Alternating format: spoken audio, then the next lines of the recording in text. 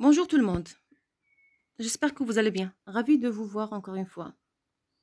Alors notre leçon d'aujourd'hui, c'est une leçon d'orthographe. Pour objectif d'être capable de ne pas confondre l'accent aigu et l'accent grave. Alors notre leçon d'aujourd'hui, c'est les accents. Les accents. On commence par l'accent aigu. E, accent aigu. E, accent aigu. D'abord, E, accent aigu, c'est le son E fermé. C'est le son E fermé. Ça veut dire je ne suis pas obligée d'ouvrir ma bouche pour prononcer le son E. Je l'ouvre juste un tout petit peu. E. Alors, quand on écrit E, accent aigu, on écrit E, accent aigu au début des mots, sauf bien sûr le verbe être. Au début des mots. Sauf le verbe être qui commence par un accent circonflexe. E, accent circonflexe. Exemple, écrire, éclater, énormément. Vous voyez? Tous ces mots commencent par E, accent aigu. E, accent aigu. Deuxième cas. Si la syllabe suivante contient un son sonore, qu'est-ce que ça veut dire un son sonore? Un son sonore, ça veut dire un son que je peux écouter, comme pa, po, pi, pon, ma, bu, mon, ainsi de suite. Le son sonore, c'est le contraire du son muet. Le son muet, ça veut dire le son avec un E muet, comme L, P, M, R. C'est le son muet. Mais ici, on a les sons sonores. Des syllabes qui contiennent un son sonore. Pas, bu, mon, ainsi de suite. Qu'est-ce qu'on a dit? Si la syllabe suivante, ça veut dire la syllabe qui suit E accent, contient un son sonore. Comme préparer. Regardez, j'écris la syllabe qui contient le son sonore en rouge. Pas. Je n'ai pas dit P. Je n'ai pas dit P. C'est préparer. Début. Bu. Bu. Un son sonore. Bu. Un son sonore, ça veut dire que je peux écouter. Bu. Je n'écoute pas B. J'écoute bu. Énormément. J'écoute mon. Je n'écoute pas me. J'écoute mon. C'est une syllabe qui contient un son sonore. Mon. Troisième cas. À la fin des participes passés des verbes du premier groupe. Toujours, le participe passé des verbes du premier groupe s'écrit avec E accent. Toujours, toujours. On n'écrit jamais le participe passé des verbes du premier groupe avec E accent grave ou bien E accent circonflexe. Jamais. Jamais. Tous les participes passés des verbes du premier, le participe passé de tous les verbes du premier groupe se termine par E accent aigu. E accent aigu. Toujours. Et aussi le verbe aller. Mais aussi c'est un verbe du troisième groupe, mais aussi son participe passé s'écrit avec E accent aigu à la fin, je suis allé. E accent aigu à la fin. À la fin des mots. À la fin des mots. Comme la beauté, E accent aigu. Je ne peux jamais trouver E accent grave ou bien E accent circonflexe à la fin d'un mot. Jamais. Vous comprenez ce que ça veut dire jamais? Jamais. Jamais un E avec accent grave ou bien accent circonflexe à la fin d'un mot. La beauté, la santé, briser, ruser.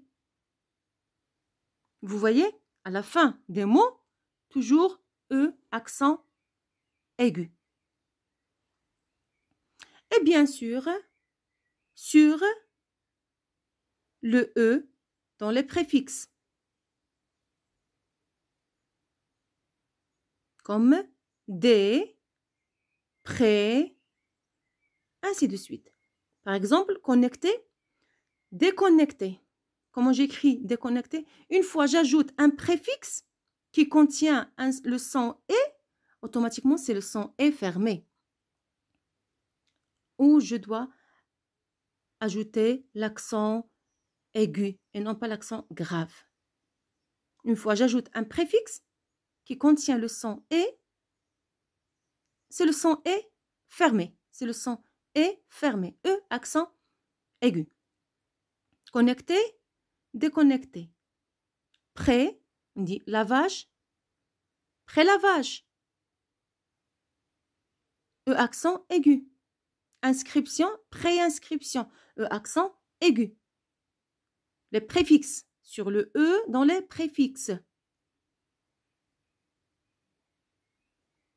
Maintenant, on passe pour savoir autre chose. Où peut-on écrire l'accent grave? E, accent grave. D'abord, l'accent grave, c'est le son est ouvert. C'est le contraire du son est fermé. C'est le son est ouvert. Je dois bien ouvrir ma bouche pour prononcer le son est. E, accent grave. Le son est ouvert. Je vous donne un exemple. Le père, la mère, le frère. Vous voyez? J'ouvre ma bouche sans faire attention. J'ouvre ma bouche. Ici, on a utilisé E, accent grave. C'est le son est ouvert. Je suis obligée d'ouvrir ma bouche en prononçant le mot père. C'est comme ça, père. D'accord? On trouve l'accent grave sur le E, bien sûr, U et A. Sur le E, je peux trouver l'accent grave, l'accent circonflexe et l'accent aigu. Mais sur U ou bien A, je ne trouve jamais sur le U ou bien A l'accent aigu. Jamais. Jamais. L'accent grave. Alors maintenant, quand on écrit l'accent grave sur le E, quand on écrit l'accent grave sur le E, d'abord, si le E précède une syllabe finale, d'abord, la première des choses, on parle d'une syllabe finale. Qu'est-ce que ça veut dire une syllabe finale? Ça veut dire une syllabe qui est placée à la fin d'un mot. La syllabe finale, elle est placée à la fin d'un mot. Regardez en rouge. D, R, D. À la fin. On l'appelle une syllabe finale. Si le E précède une syllabe finale, qu'est-ce que ça veut dire précède? Si le E est placé juste avant la syllabe finale, il est placé juste avant la syllabe finale. On a E accent et la syllabe finale. Comment j'écris l'accent? Grave. Toujours. Grave. Et regardez la syllabe finale. La syllabe finale avec un E muet. Ce n'est pas sonore. Comme le, me, te. Non, c'est muet. Ça veut dire je ne le prononce pas. Un E muet. Comment? Regardez, on a en rouge DE. Comment je vais prononcer cette syllabe? D. Précède. On ne dit pas précède. Précède. Fier. Possède. Vous écoutez? D. R. D. Pourquoi? Parce qu'on a un E muet. Parce qu'on a un E muet. Je ne dois pas prononcer le E. Alors, qu'est-ce que je viens de dire? J'écris l'accent grave sur le E. Si le E précède une syllabe finale avec un E muet. Exemple, précède. Vous voyez? Comment j'écris E? Accent en rouge, en vert. Précède. Fier. Possède. Deuxième cas. Si le E précède le S final d'un mot. Si vous avez remarqué, dans les deux cas, on parle d'une syllabe finale et du S final. Une syllabe finale et un S final. E accent qui précède une syllabe finale et qui précède le S final. Si le E précède le S final d'un mot, exemple, prêt, S à la fin, S est une lettre muette que je ne dois pas prononcer. Lorsque j'ai dit prêt, vous n'avez pas écouté S parce que c'est une lettre muette. Je ne dois pas la prononcer. Prononcer yantaq, je ne dois pas la prononcer. Après, vous n'avez pas écouté S parce que c'est une lettre muette. Progrès, vous n'avez pas écouté S. Procès, vous n'avez pas écouté S. Regardez, avant chaque S, qu'est-ce qu'on trouve? E accent. E accent grave. Alors ici, jamais E accent aigu.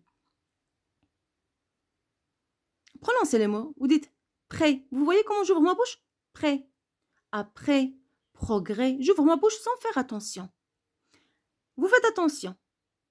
S ici, ce n'est pas la marque du pluriel. S, dans ce cas, ce n'est pas la marque du pluriel. Ce n'est pas la marque du pluriel. On sait qu'il y a des mots invariables qui se terminent par S et il y a des mots au singulier qui prennent S à la fin, même s'ils sont au singulier. Alors, j'espère que vous avez compris. En bas, dans une autre vidéo, si Dieu le veut, vous allez trouver quelques exercices, d'accord? Et aussi le corriger. Vous allez le trouver, bien sûr, vous allez trouver la vidéo en bas. Au revoir tout le monde et merci beaucoup.